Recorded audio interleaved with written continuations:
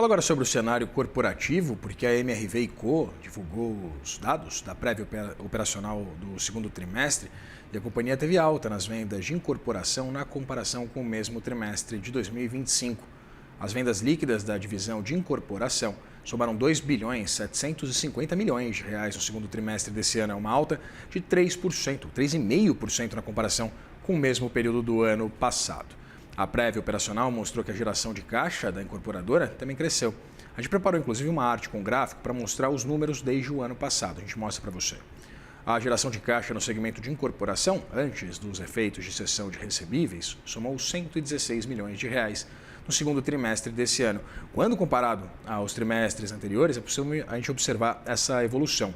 Por último, em relação aos lançamentos da empresa, as unidades totalizaram valor geral de vendas, um VGV, de 2 bilhões 950 milhões de reais para a incorporação no mesmo período. E a expectativa da MRV & Co é de que os lançamentos aumentem nos próximos meses, impulsionados pelas mudanças nas faixas do programa Minha Casa Minha Vida. Para te comentar os resultados da prévia operacional da empresa, a gente conversa agora com o diretor financeiro da MRV & Co, Ricardo Paixão. Ricardo, seja muito bem-vindo, é um prazer ter você aqui. Bom dia a todos, bom dia Irajá. Obrigado pelo espaço aqui para bater um papo com vocês. Ricardo, eu queria começar perguntando exatamente sobre a geração de caixa de vocês. Geração de caixa alcançando 121 milhões de reais no período, né, com essa incorporação dos recebíveis acumulando a 116 milhões de reais nos últimos 12 meses, se a gente desconsiderar exatamente a venda dos recebíveis. Eu queria entender exatamente a tese por trás exatamente desse incremento da receita, principalmente naquela estratégia por parte da empresa de também diminuir seu nível de alavancagem. Que correlação a gente consegue fazer entre essas duas, esse número e, evidentemente, essa iniciativa por parte da MRV & Co? Perfeito.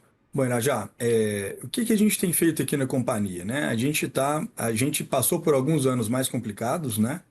Onde a gente teve um volume um pouco abaixo do que a gente conseguia fazer e os preços também que subiram um pouco abaixo da inflação, tá? Esse aí foi o caso, nosso caso ali do anos de 2021, 2022. Isso aí é um capítulo passado, né, na nossa história aqui, tá? Isso que fez com que a alavancagem aumentasse ao longo do período, tá? Então, o que a gente tem feito desde então, né? Subir o preço acima da inflação, né? Os nossos custos também estão subindo abaixo da inflação. Então, isso significa que a margem das obras que a gente está produzindo agora, ela tem ficado cada vez melhor. Então, todo trimestre a gente está produzindo uma margem mais saudável, né? Uma safra com margem melhor do que a do trimestre anterior, tá? E essa recuperação de margem, então, ela já nos garante que a gente tem uma operação superavitária já na última linha. Então, isso é que impulsiona a geração de caixa. Bom, outro ponto que é relevante colocar aqui referente à geração de caixa é que quanto mais próximo a gente tiver a quantidade de unidades, né, produzidas, quanto mais próxima a quantidade de unidades produzidas estiver da quantidade de unidades vendidas e repassadas para o banco, mais forte será a nossa geração de caixa. Então, o ponto aqui é o seguinte, a gente já está, né? Obviamente, o gráfico ele mostra claramente aqui, né? A recuperação de geração de caixa que a gente vem apresentando, tá? Mas o que eu quero colocar aqui é que a gente tem o potencial para que esse número seja ainda melhor. Porque a gente ainda tem um gap entre unidades produzidas e unidades vendidas e repassadas, tá? Então, à medida, né, nosso segundo semestre aqui, o principal desafio que a gente tem é exatamente offsetar essas duas curvas, né? Fazer com que a quantidade de unidades repassadas ela pelo menos empate com a quantidade de unidades produzidas, e isso acontecendo, a gente vai ver uma geração de caixa, né, recuperando de forma ainda mais forte. A diminuição do gap, Ricardo, seria uma estruturação um pouco mais contida em relação à produção dessas novas unidades ou não? Ou exatamente uma procura maior por esses empreendimentos por parte da população? E eu queria entender exatamente os motivos por trás desse cenário. Tem alguma correlação também com taxa de juros menos elevada, ou pelo menos uma perspectiva mais positiva? Tem alguma correlação também com essas novas faixas do Minha Casa Minha Vida? Eu queria entender um pouquinho esse movimento. Vamos lá, Irajá, olha só. A taxa de juros elevada, né? Claro que ela é ruim para o negócio como um todo, para a população como um todo, tá? Mas aqui a gente está falando, 95% do nosso volume de vendas, ele está presente dentro das faixas do Minha Casa Minha Vida, que tem os juros pré-fixado independentemente da taxa Selic, tá?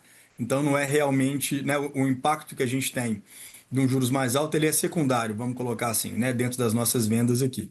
tá? O que a gente está observando, na verdade, foi o seguinte: a gente passou, né, nessa safra anterior, que a gente passou por um período mais duro, a gente acabou desfazendo um pouco da nossa equipe interna de vendas e passando muito para a equipe externa, trocando um pouco de custo fixo por custo variável, tá? Essa estratégia ela foi acertada naquele momento, né? Mas o que a gente está fazendo agora, a gente está trabalhando exatamente para poder reforçar o time interno da companhia. Então, por que que a gente tem um grau de certeza muito grande que as nossas vendas elas sobem para frente? A gente aumentou muito o nosso número de corretores, tá, próprios e gerentes de loja, tá? E a gente está agora numa fase de treinamento dessas pessoas. À medida que elas vão ganhando mais treinamento e mais experiência, a produtividade delas aumenta muito. Então, hoje a gente tem um time de corretor interno que já é bem mais volumoso do que um ano atrás, tá? A gente já está com mais ou menos 80, 85% do volume de corretores totais que a gente quer ter, né? Mas a produtividade dos corretores que entram, né, dos corretores novos, menos experientes, ela ainda é muito abaixo da produtividade dos corretores mais experientes. Então, nosso grande desafio agora é fazer com que a produtividade desses corretores novos, eles pelo menos cheguem próximo ali à produtividade dos corretores mais experientes. Então, isso vai fazer com que o nosso volume de vendas cresça, tá? A gente continua contando com as imobiliárias parceiras, né, nas vendas. Então a gente não está diminuindo as vendas por parte da imobiliária. O que a gente quer fazer, na verdade, é crescer a quantidade de vendas com corretor interno, consequentemente, crescer a quantidade de vendas total, né? A gente quer ser uma empresa multicanais de venda, tá? A gente já tem isso, só estamos reforçando essa estratégia. Ricardo, eu queria entender um pouquinho a estratégia de vocês, atrás principalmente da Urba e da Lugo. Eu queria entender se existe algum tipo de estratégia para que esses dois negócios também atinjam esse equilíbrio e, evidentemente, também deixem de consumir caixa da empresa. Sem dúvida existe, tá, Irajá? Vamos falar, acho que são dois cenários diferentes, né? Então, primeiro falando da Urba, tá? A Urba é uma companhia que ela vem conseguindo crescer, né? Crescer sem...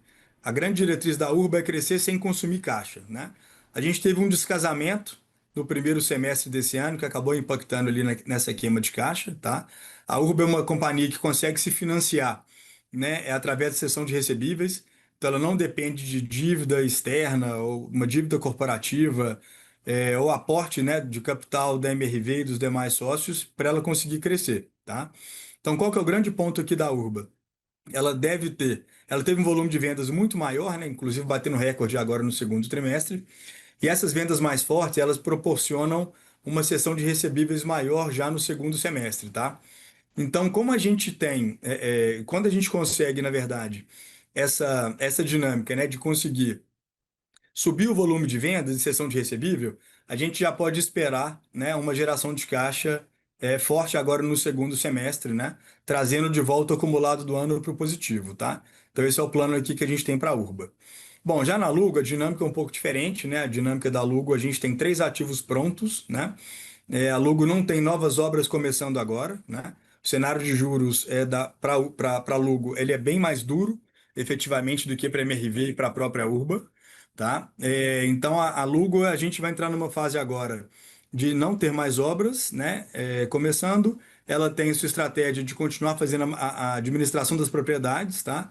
E a gente vai ter em breve aqui 3 ativos prontos e estabilizados para poder, inclusive, fazer a venda, né? São ativos que valem ali perto de 160, 170 milhões de reais, que no momento que a gente vender, né, entram como uma geração de caixa forte e recupera todo o investimento de lucro que a gente fez em construção nos últimos anos. Pois é, você fala sobre essa perspectiva de geração de caixa forte. A XP, inclusive, já projeta também um terceiro trimestre forte na geração de caixa, puxado principalmente, de acordo com a instituição, pela continuidade da monetização do negócio de vocês nos Estados Unidos, né, da Resia, que já vendeu, inclusive, cerca de 720 milhões de reais em ativos ao longo do trimestre. Me corrija se eu estiver errado, Ricardo. Eu queria entender exatamente essa estratégia por trás desses desinvestimentos na Resia, pensando também na atratividade desses ativos, né, sobre a qual, inclusive, o Rafael Menin já tinha até falado. Eu queria entender como é que está, a que pé está essa iniciativa do desinvestimento também desses negócios. Perfeito, Raja. Olha só, a Resia a gente tem, né? A gente começou o segundo trimestre, vamos colocar assim, com quatro ativos já prontos, tá? Em fase distinta de locação, né? E ativos já disponíveis para venda. Desses 4, a gente conseguiu fazer a venda de 2 deles agora ainda dentro do segundo trimestre, tá? Só que a gente assinou o contrato de compra e venda, mas esse dinheiro não, a gente não recebeu esse dinheiro ainda, tá? Então, quando o relatório da XP, né, que eu li, ficou realmente muito bem feito, que eles já estão projetando uma entrada de caixa, é porque eles estão atentos a esse detalhe, né? A gente fez a assinatura do contrato de compra e venda desses 2 ativos agora no segundo trimestre, mas o dinheiro entra efetivamente agora ao longo do mês de julho, tá? Então, por isso essa projeção já mais forte aqui. E aí, então, vendendo dos 4 que a gente tinha, 2 já foram vendidos, faltam outros 2, tá? São os projetos Memorial e o Golden Glades. Os 2 já estão ali próximos de 80% de ocupação, né? O que garante que a gente vai ter munição para poder fazer a venda em breve desses outros 2 ativos também. Potencialmente até mesmo dentro do segundo semestre desse ano, ou no mais tardar até o primeiro trimestre do ano que vem. Em se confirmando esse cenário, né, projetado e esperado pela própria XP, se o terceiro trimestre confirmar de fato essa geração de caixa, eu queria entender se isso muda de alguma forma a política de capital da companhia, pagamento de dividendo, reinvestimento, a diminuição ainda mais da alavancagem. Eu queria entender exatamente quais são as perspectivas, se a gente parar para pensar aqui a curto prazo. Perfeito, já a curto prazo e a médio prazo, vamos falar assim, nossa prioridade 1, 2 e 3 é gerar caixa e desalavancar a companhia, tá? Então, toda essa venda de ativos que a gente vai observar aqui, ela vai ser usada para poder desalavancar a companhia, né? Então, toda a venda de ativos que a gente tiver da Resia, a venda que a gente tiver dos empreendimentos da Lugo, né? E, obviamente, a geração de caixa recorrente aqui da MRV vai ser utilizada para poder pagar a dívida e reduzir a alavancagem da companhia. Entender um pouquinho, né, uma análise sua sobre esse cenário, principalmente macroeconômico. A gente tem hoje um nível de endividamento muito significativo por parte da população. Você disse que apesar da companhia ser menos sensível, né, o core business da companhia ser menos sensível a uma Selic bastante elevada, evidentemente o custo de captação também ele eleva. Eu queria entender exatamente quais são as perspectivas da MRV e principalmente pensando nessas principais variações, né, e dados macroeconômicos, principalmente pensando nos negócios. O que a gente consegue projetar desses impactos e, evidentemente, também de uma agenda que vise a diminuição, por exemplo, de uma taxa de juros tão ostensiva, arrumação fiscal e etc.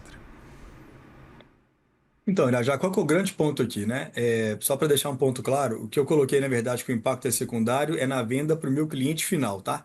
Claro que para a MRV, quanto mais baixa for a taxa de juros aqui, né, melhor é o nosso resultado, tá? A gente tem hoje uma exposição net em CDI, né? Estou fazendo exposição aqui, pegando todos os ativos que eu tenho atrelados a CDI e todos os passivos que eu tenho atrelados a CDI. Então, eu tenho uma exposição net de 1,5 bilhão, tá? Então, para cada um ponto percentual de corte, né, da taxa de juros, eu teria 15 milhões de reais a mais por ano, né, de resultado, fruto de uma diminuição de despesa financeira, tá? Mas o que eu coloco aqui é o seguinte, a Selic estando a 15, 13, 12 ou 11, ainda assim será uma taxa de juros alta, pelo menos no médio prazo, é o que a gente está observando. Então, nosso direcionamento, né, nossa alocação de capital, nossa disciplina para geração de caixa e desalavancagem, ela meio que independe da taxa de juros, porque independente do cenário que a gente traçar aqui para 1 ou 2 anos, ainda assim será considerada uma taxa de juros muito alta, tá? Então, acho que o ponto é assim, independente do macro que a gente estiver observando aqui, a gente vai estar muito focado em executar esse plano com muito pragmatismo de desalavancar a companhia. A gente falava sobre a Resia anteriormente, né, e falava também sobre esses indicadores macroeconômicos. Eu queria entender, nessa estratégia de venda de alguns ativos nos Estados Unidos, esse comportamento atual do câmbio, ele prejudica ou ele torna mais atrativos esses ativos? Na verdade, quem está comprando esses ativos também está lá nos Estados Unidos, né? Então, o dólar de 5,15, 5 ou 5,20, o que vai mudar, na verdade, é como que esse resultado, né, vai ser nacionalizado aqui depois. Mas a gente tem dívida em dólar e a gente tem os ativos em dólar, tá? Então, eu posso te falar que a gente tem um hedge, né, um hedge natural ali, tendo ativos e passivos, os dois em dólar. A cotação do dólar não tem uma variação tão grande assim para a gente. Ricardo, e pensando exatamente nessa estratégia ainda, eu queria entender, apesar dessa perspectiva de uma redução da alavancagem, a perspectiva é então focar no core business aqui no Brasil. Essa estratégia de uma internacionalização dos negócios seria algo que não seria tocado nesse momento pela empresa? Exatamente. Nosso plano de reza está muito claro, né, Irajá? Assim, continuar com esse plano de desinvestimento, tá? Então, continuar fazendo a venda dos ativos, a gente ainda tem bastante ativo para poder fazer. A gente não está comprando novos terrenos nem iniciando novas obras, né, na estrutura que a gente tem hoje de reze, tá? Então, a estrutura da MRV & Co vai ser muito focada na operação brasileira, né, e principalmente no seu core business. Ricardo, eu queria entender exatamente essas perspectivas, agora pensando um pouquinho mais à frente. A gente teve uma resposta muito positiva do mercado hoje a esses resultados operacionais trazidos pela MRV, publicados pela MRV. E aí, dentro dessa tese do desinvestimento, eu queria entender exatamente o que o mercado está precificando. Se não seriam, por exemplo, novos empreendimentos, seria exatamente uma saúde financeira mais robusta por parte da MRV? Sim, acho que o mercado hoje ele enxerga, né, a nossa operação brasileira num ritmo rápido, não rápido, mas eu acho que um ritmo consistente de recuperação de resultados, né? Mas ainda paira uma incerteza grande referente à nossa operação norte-americana, tá? Então, assim, a gente ainda tem ativos para poder vender, né? Com muito pragmatismo, a gente vai fazer o desinvestimento que está projetado para lá. Eu acho que o mercado quer ver, na verdade, acontecer, né? Essa contaminação que a gente tem hoje de resultados negativos vindo de Résia, parando, né? Assim, o ideal seria um cenário de 2027, onde a gente já não tem nenhum impacto negativo vindo, né, da operação norte-americana, para o mercado poder olhar e começar a precificar, olhando simplesmente aqui para a operação brasileira, né? Que está num ritmo forte aqui de recuperação, tanto de venda quanto de produção, de margem, né? Consequentemente, da última linha também de lucro líquido. Conversei com o diretor financeiro da MRV & Co, Ricardo Paixão. Ricardo, muito obrigado pela disponibilidade de conversar com a gente. Obrigado a vocês, um prazer. Prazer é nosso. Bom Até dia. mais.